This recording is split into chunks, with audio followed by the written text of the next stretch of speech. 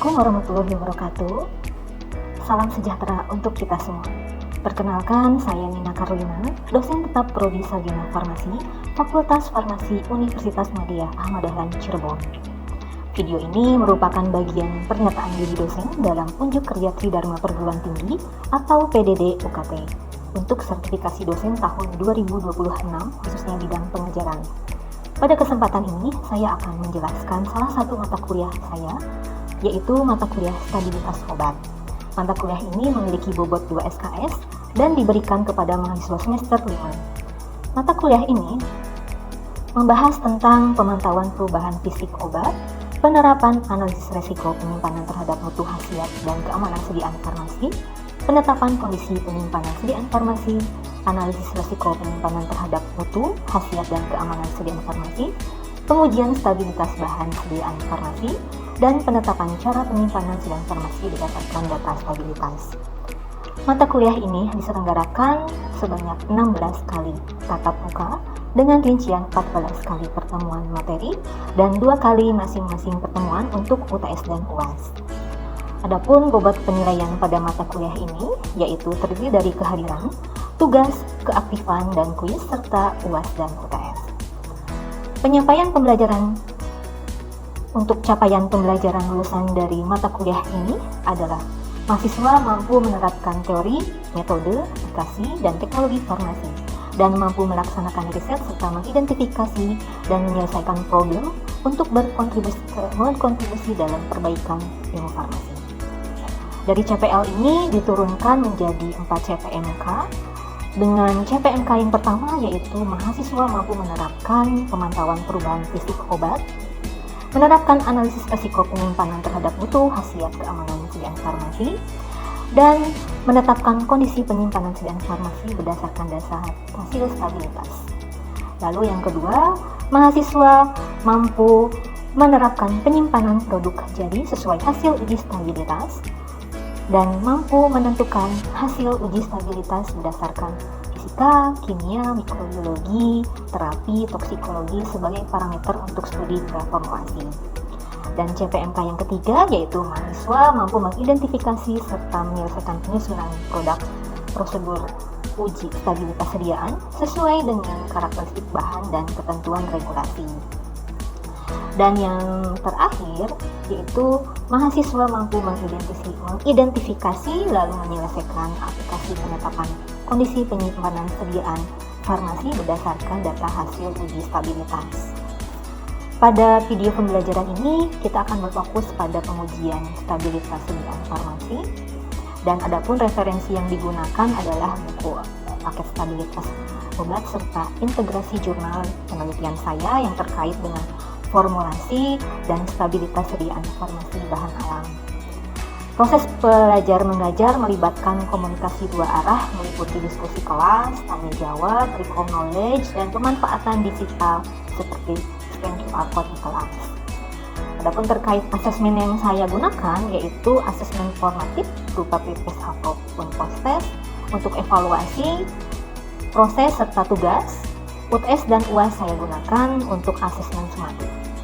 Selanjutnya, berikut merupakan cuplikan proses pembelajaran bersama mahasiswa Prodi Sarjana Farmasi, Fakultas Farmasi Universitas Muhammadiyah Ahmad Dahlan Cirebon dengan materi pengujian stabilitas sediaan farmasi. Selamat menyaksikan. Assalamualaikum warahmatullahi wabarakatuh. Waalaikumsalam warahmatullahi wabarakatuh. Apa kabar semuanya? Alhamdulillah, luar biasa. Allahu Akbar. Alhamdulillah, semangat semua ya untuk perkuliahan hari ini. Ya, baik. Sebelum dimulai perkuliahannya, alangkah lebih baiknya kita berdoa terlebih dahulu. Silakan Sauki untuk memimpin doa. Berdoa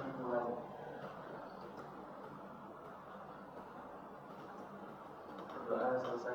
Ya, hari ini kita akan melanjutkan materi tentang stabilitas obat ya, di mana pada pertemuan sebelumnya kita telah membahas stabilitas untuk bahan sediaan obat ya. Jadi di mana sebelum kita membuat suatu sediaan obat, kita harus pastikan dulu bahan yang digunakan itu stabil ya, karena kestabilan itu sangat dipengaruhi oleh bahan aktif yang digunakan, salah satunya. Ya, nah jadi hari ini kita akan membahas bagaimana uji stabilitas ketika sudah menjadi suatu sediaan farmasi. Ya, oke.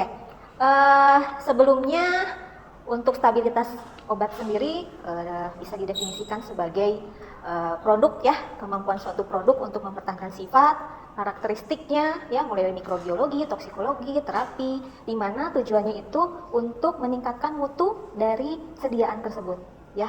Tuh. Nah, lalu selain itu juga uji stabilitas ini bisa untuk menentukan masa simpan maupun expired date dari suatu sediaan. Ya, oke. Hari ini kita akan membahas tentang bagaimana uji-ujinya pada sediaan obat ya. Nah, sebelumnya sediaan obat sendiri berdasarkan wujudnya, silahkan, ada yang masih ingat mungkin? Ya, silahkan Gina.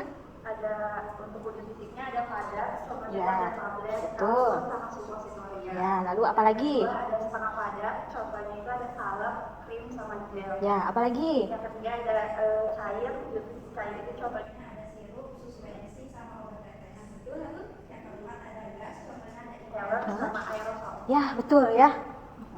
Bagus, betul. Masih ingat tentunya ya?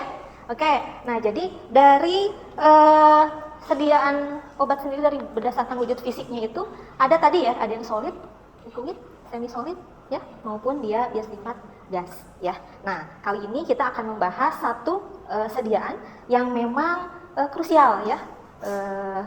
Artinya sering atau mudah sekali mengalami ketidakstabilan ketika menjadi sediaan ya. Salah satunya kita akan bahas di sini sediaan semi solid ya, tadi yang sudah disampaikan oleh Gina, yaitu ada krim ya. Mungkin semuanya teman-teman semua sudah membuat sediaan krim? Sudah ya. Nah, lalu ada salep gitu ya. Nah, nanti hari ini kita hanya membahas sediaan semi solid ya.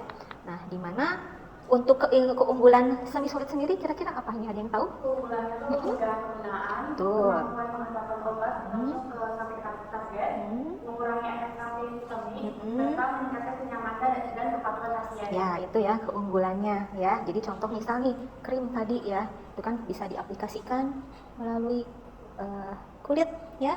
Lalu kalau kelemahannya nih, kira-kira apa saja? Kelemahannya itu penetrasi obat yang terbatas, ketidakaturan dosis akibat cara aplikasinya, Ya. risiko kontaminasi dengan mikroba, potensi ketidakstabilan fisik selama penyimpanan, dan kemungkinan menimbulkan iritasi dan alergi. Ya, betul. Nah, tadi kan ada poin di mana ada ketidakstabilan ya. Jadi artinya dia selama penyimpanan itu mudah terjadi apakah reaksi hidrolisis mungkin tadi ya, atau reaksi yang lainnya yang bisa mengakibatkan menjadi tidak stabil.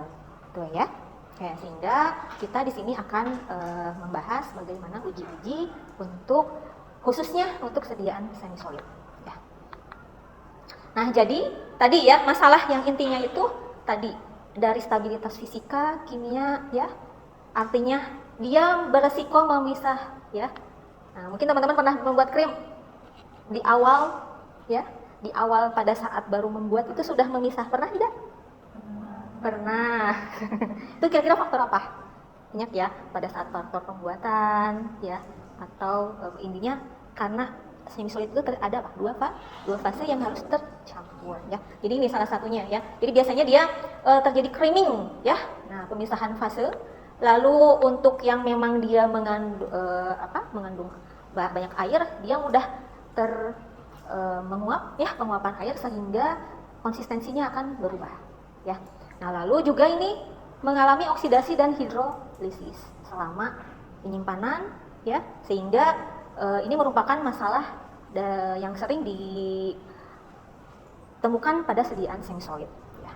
Yang kedua yaitu kontaminasi mikrobiologi. Jadi krim atau gel yang dengan kandungan air yang tinggi, dia mudah atau rentan sekali terkontaminasi ya. Jadi pada saat penyimpanan ya, pada masa penyimpanan itu mudah sekali terkontaminasi ya. Makanya adanya perlu preformulasi, penambahan ya, salah satunya zat pengawet ya, ataupun zat yang memang dia bisa mencegah untuk tumbuhnya bakteri.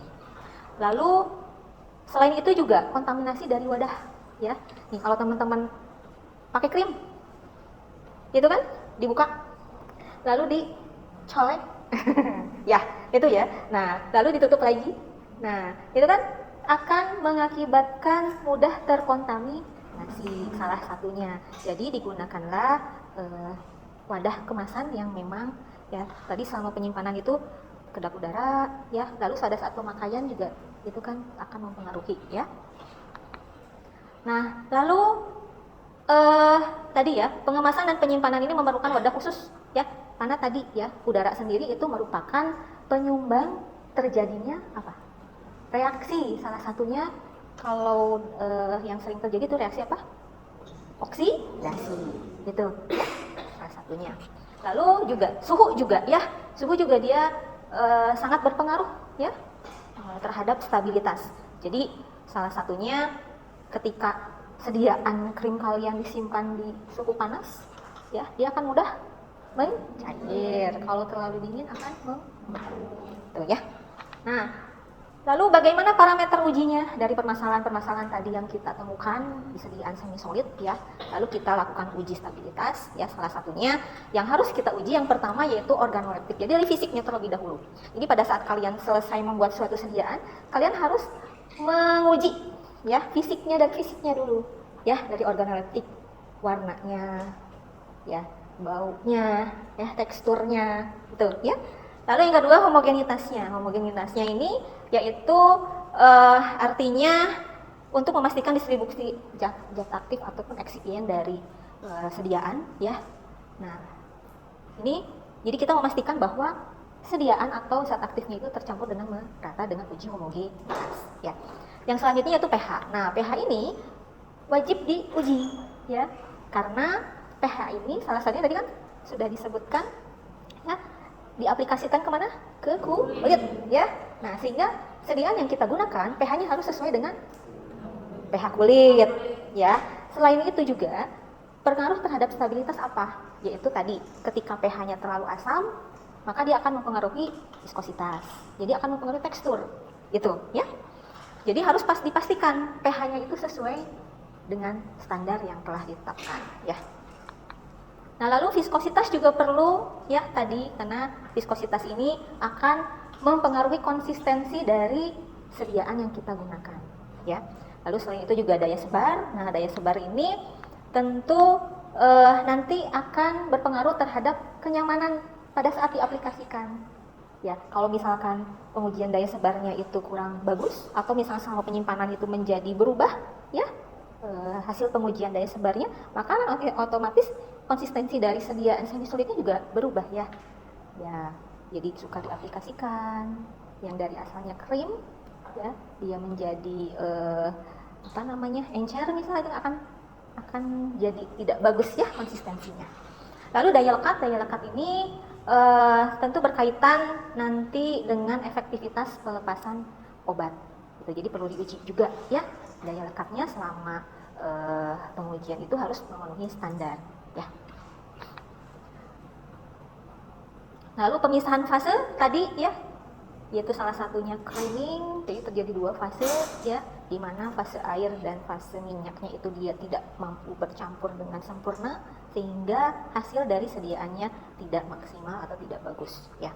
Lalu ukuran globul ini artinya untuk mengetahui ukuran partikel ya, ukuran partikel dari krim. Nah, nanti ini sama ya, ukuran partikel itu hubungannya dengan penyerapan atau absorpsi zat aktif terhadap ini ya tubuh ya. Nah, ini ukuran globul ini bisa digunakan atau diukur dengan particle size analyzer ya.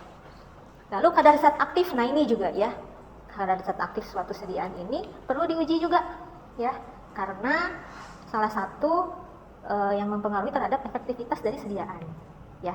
Jadi contoh misal kadar krim A dia sudah tidak stabil, sudah berubah warna, nah itu diindikasikan berarti sudah bisa jadi zat aktifnya sudah mengalami reaksi menjadi zat aktif yang lain, sehingga dia akan mengurangi kadar dari zat aktif yang sebenarnya akan berkurang ya, sehingga nanti efektivitasnya juga akan berkurang ya. Nah, lalu uji mikrobiologi ya, ujinya ini tadi ya, jadi untuk memastikan bagaimana sediaan kita ini dia tidak terkontaminasi selama proses penyimpanan ya. Bisa kita gunakan uji, dihitung angka lepeng totalnya, angka kapang dan kamirnya, ataupun dari efektivitas pengawet yang digunakan. Karena kan tadi ya salah satu solusi untuk mencegah tumbuhnya bakteri yaitu bisa ditambahkan zat pengawet pada formulanya ya. Nah, lalu ini ada rasio swelling. Rasio swelling ini hanya diuji pada sediaan yang memang dia mengandung polimer hidrofilik ya. Nah, ada yang masih ingat polimer hidrofilik apa aja? Polimer hidrofilik, oke, Selki? Ada karbofol, Betul. ada HCNC, Ya. ada HCNC, Ya. alumina, ada sklosa, ada beta dan ada lagi. Ya, betul ya. Jadi salah satu sediaan semi solid yang menggunakan polimer hidrofilik, ya artinya berarti dia kalau hidrofilik berarti mudah menyerap air, maka dilakukan uji rasio swelling untuk mengetahui kemampuan menyerap air. Ya, contohnya seperti pada sediaan iPads, ya itu dilakukan uji rasio swelling. Sedangkan pada sediaan krim tidak ya. Nah itu ya. Jadi ini parameter-parameter uji untuk sediaan semi solid. Nah ini kita ambil kasus ya. Penelitian, hasil penelitian di mana di sini hasil penelitian dari uji formulasi dan uji stabilitas gel peel off. Nah, kan masker gel peel off itu masuk sediaan semi solid ya. Dia bentuknya gel peel off ya. Nah, ini dari ekstrak daun belimbing wuluh ya. Nah, ini digunakan konsentrasi dengan variasi konsentrasi PVA ya, sehingga di sini untuk parameternya yang diamati yaitu mulai dari uji organoleptis, uji homogenitas, ya, uji pH, uji daya sebar, uji waktu mengering, uji viskositas, uji sifat air. Ya, jadi ini salah satu hasil penelitian yang dia menguji ya sediaan gel peel off ya, masker gel peel off dari ekstrak ya. Nah itu ya. Nah ini dengan metode stabilitasnya itu menggunakan cycling test. Ada yang ingat cycling test bagaimana prinsipnya? Oke, Saskia. Prinsip cycling test itu sediaan disimpan pada suhu rendah 4 derajat dalam waktu tertentu, kemudian dipindahkan ke suhu tinggi pada 40 derajat dalam waktu tertentu, lalu siklus itu diulang beberapa kali. Oke, betul ya. Oke, jadi itu ya. Jadi metode stabilitas cycling ini salah satunya dia metode stabilitas dipercepat ya. Jadi melalui ada 6 siklus ya tadi dengan treatment yaitu pada suhu yang tinggi dan suhu yang rendah ya gitu. Nah jadi ini bisa digunakan nanti untuk pengujian stabilitas, barangkali ini nanti kan calon-calon lanjut untuk mengambil penelitian ya. Nah itu bisa menggunakan cycling test ya, ataupun bisa metode yang lainnya, metode stabilitas dipercepat ya. Nah lalu ada lagi untuk kasus ini sama kalau tadi masker gel peel off ya, kalau di sini lotion. Nah lotion juga dia masuk ke dalam sediaan semi solid. Kita lihat parameter yang diujinya yaitu ada uji organoleptis, homogenitas, pH, daya sebar, tipe emulsi ya. Kalau tadi kan karena sediaannya gel peel off tidak dilakukan tipe emulsi ya, uji tipe emulsi di sini dilakukan karena sediaannya lotion. Lalu ada uji viskositas juga dan sifat air. Di sini metodenya sama, menggunakan cycling test ya, perlakuan terhadap suhu rendah dan suhu tinggi ya. Nah, ini untuk contoh untuk sediaan lotion ya. Lalu ada lagi untuk sediaan iPads ya. Nah, untuk sediaan iPads ini yaitu evaluasi atau parameter yang dilakukan ya, yaitu mulai dari organoleptik, lalu ada pengujian keseragaman bobot dan ukuran. Karena kalau iPads itu dia basisnya apa?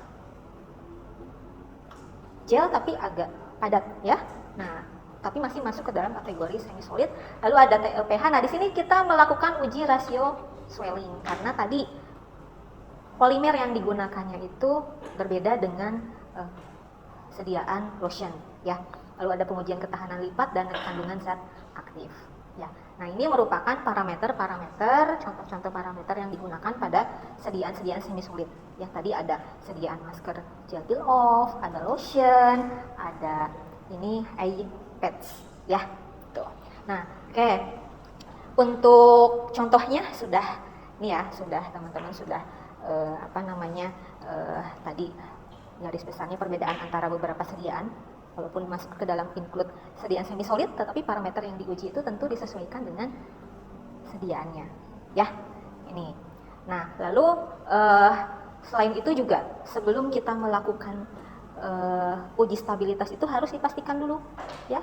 Pada saat evaluasi awal itu tentu harus stabil, sehingga nanti pada saat proses penyimpanan itu dia bisa kita lihat ya konsistensinya. Jadi tentunya perlu dipastikan dulu ya, mulai dari pH-nya ataupun parameter yang lainnya sesuai dengan standar yang telah ditetapkan, sehingga si sediaan tersebut dia tetap stabil selama penyimpanan. Ya, oke. Sampai di sini ada pertanyaan? Silahkan aja. Silahkan. Mengapa pH sediaan itu harus diuji pada sediaan? Oh, oke. pH sediaan ya. Tentu pH sediaan itu harus diuji. Kenapa? Ya, karena pH itu salah satu merupakan masuk ke dalam parameter yang krusial ya. Parameter yang akan mempengaruhi sediaan tadi ya.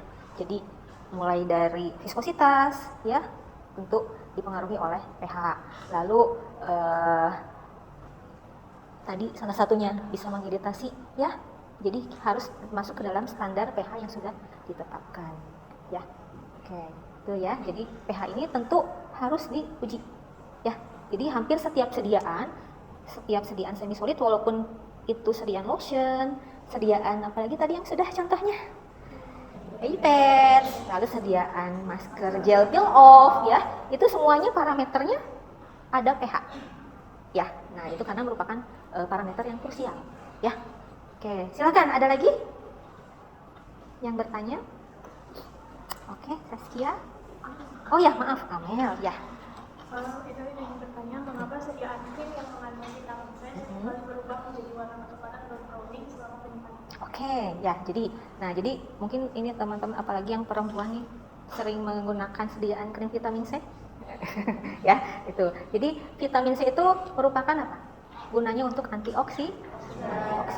Nah, di mana antioksidan ini ketika dia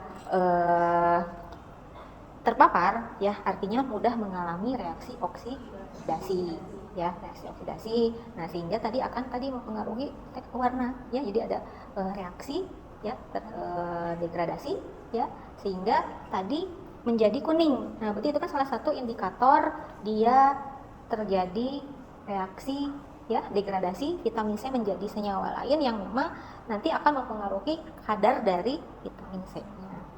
Ya, itu. Jadi itu ya. Jadi mengapa tadi ya mudah sekali ya, jangankan disediaan krim, di apa contohnya tablet juga ya. Tablet dia mudah sekali, tablet yang jadi bintik-bintik browning gitu ya. Nah, itu ya. Jadi memang itu salah satu indikasi dia terjadi reaksi ya.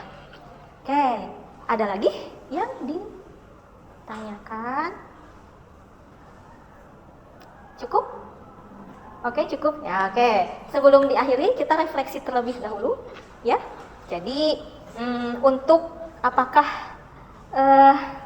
paham atau bingung atau belum paham ya. Nah, kita refleksi terlebih dahulu. Ibu akan berikan kuis ya untuk mengetahui tingkat kepahaman kalian untuk materi hari ini. Bisa join ya. Join ke My Quizzes ya. Lalu masukkan kode berikut ya. Bisa terlihat semua? Oke, waktunya habis. Ya, kayak kita lihat siapa yang ada di peringkat 1. Nah, kita lihat siapa. Ya. Ya, ini yang pertama. Nih, Muhammad yang kedua. Oke. Oh, Nawad. Oke. Selamat ya. Yang peringkat pertama Nawad, yang kedua Fahmu, ya, yang ketiga tadi Intan. Ya. Oke. Ya. Ya. Oke, ya. kalian sudah paham semua ya untuk materi hari ini ya. Nah, kita tadi sudah refleksi, mudah-mudahan apa yang Ibu sampaikan hari ini nanti bisa kalian aplikasikan ya, bisa kalian terapkan ya. Nah, baik, untuk hari ini pertemuan hari ini cukup ya, sampai di sini. Jangan lupa tugasnya ya, Ibu sudah share ke koordinator untuk mencari parameter-parameter pengujian untuk sediaan yang lain. Tadi yang belum apa? Semi? Yang sudah semi solid. Yang belum berarti solid, liquid. Oke, ya. Nanti silakan kalian bentuk kelompok ya. Nanti untuk mencari jurnal ya, perbedaan parameter-parameter untuk sediaan-sediaan yang belum kita bahas hari ini. Ya, yang untuk hari ini cukup, kita tutup dengan hamdalah. Alhamdulillah. Ya. Terima kasih semuanya. Wassalamualaikum warahmatullahi wabarakatuh. Waalaikumsalam warahmatullahi wabarakatuh. Demikian cuplikan proses pembelajaran mata kuliah stabilitas obat. Semoga melalui penjelasan ini dapat memberikan gambaran yang jelas mengenai implementasi pengajaran yang telah saya laksanakan. Saya menyampaikan apresiasi dan terima kasih yang sebesar-besarnya kepada tim penilai sertifikasi dosen tahun 2026, khususnya pada Direktorat Sumber Daya, Direktorat Jurnal Pendidikan Tinggi, Kementerian Pendidikan Tinggi, Sains dan Teknologi. Saya ucapkan juga terima kasih kepada Universitas Muhammadiyah Ahmad Dahlan, Cirebon, khususnya Prodi Sarjana Farmasi Fakultas Farmasi Universitas Muhammadiyah Ahmad Dahlan Cirebon, serta teman sejawat dan para mahasiswa yang telah menjadi bagian dalam proses pembelajaran ini. Akhir kata, semoga video ini bermanfaat dan menjadi kontribusi positif dalam upaya meningkatkan kualitas pendidikan di Indonesia. Terima kasih. Wassalamualaikum warahmatullahi wabarakatuh. Salam sejahtera untuk kita semua.